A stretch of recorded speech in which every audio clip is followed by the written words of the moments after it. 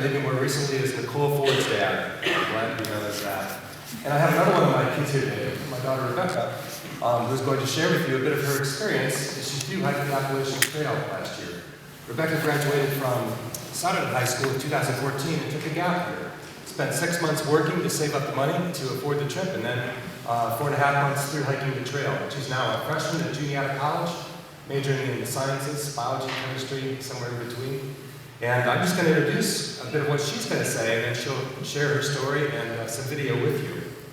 And so the thing I want to point out to you today as we begin is to encourage you to take risks, and in that to have courage.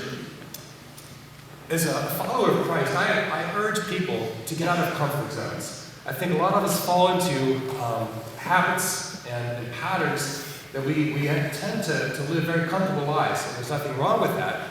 But as Christians, I would urge us to always look for where we can find challenges in life.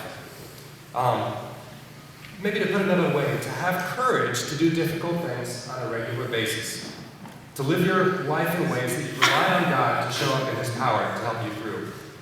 Now, many of you think right away, well, that's kind of hard to do. I'm kind of stuck in school. I don't get to make a lot of choices. But you have opportunity every day to make practical choices that push you out of your comfort zone.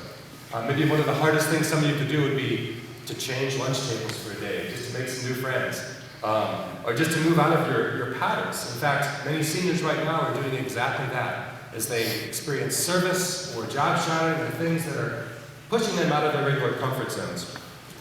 As I mentioned, Bekah took a gap year to throughout the AT, and that pushed her out of her comfort zone. And I want to talk and give you a biblical example of what having courage might look like and how God shows up in it. Some of you are familiar with C.S. Lewis, a well-known author, and he wrote this about courage. Lewis says that courage is not simply one of the virtues, but the form of every virtue at its testing point. In other words, courage animates or it brings to life all the other virtues when they're called into service. It stirs up love, patience, mercy, kindness, things like that when they have to be walked out or when they are needed.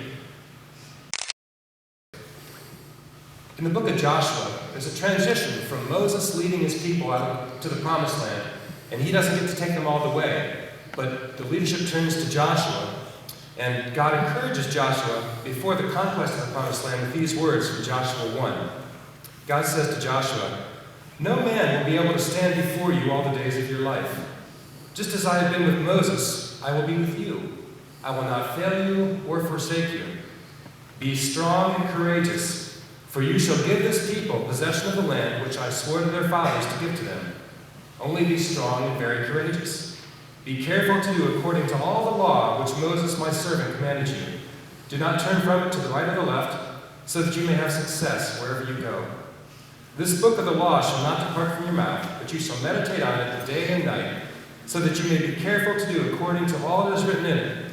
For then you will be able to make your way prosperous, and then you will have success. Have I not commanded you? Be strong and courageous.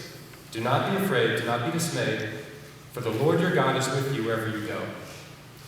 I just would pull 3 reminders from this text that I think are relevant for us. They were true of Joshua as he led his people through a wilderness journey. You have to remember that these were a nomadic group of people that had been traveling for 40 years in the wilderness. They were not well equipped to defeat other nations and take over the promised land. But God tells them it'll happen. The first thing God says to Joshua is that I am going to be faithful to you. I pledge to give you this land, and it's going to come to pass. I'm going to fulfill my pledge to you.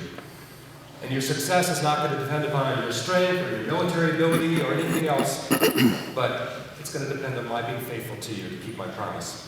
So I would remind you that God is faithful to us as well.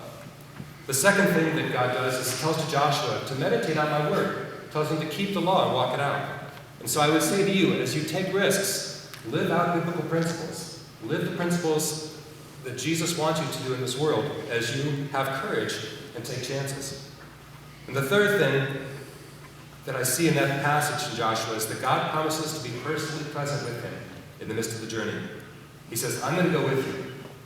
And I think we need to remember that too, that even in our hardest times, when it seems like we might be alone or against great challenges, God is faithful to be with us. So I suggest that those same things are true for us today that they were true to Joshua. So be strong and courageous. Don't tremble and be dismayed. But remember, the Lord your God is with you wherever you go. And I encourage you to do some hard things in life. And now I turn the podium over to Bekah, and at the end of her presentation, she'll allow some time for questions too, if you have any questions about her experience.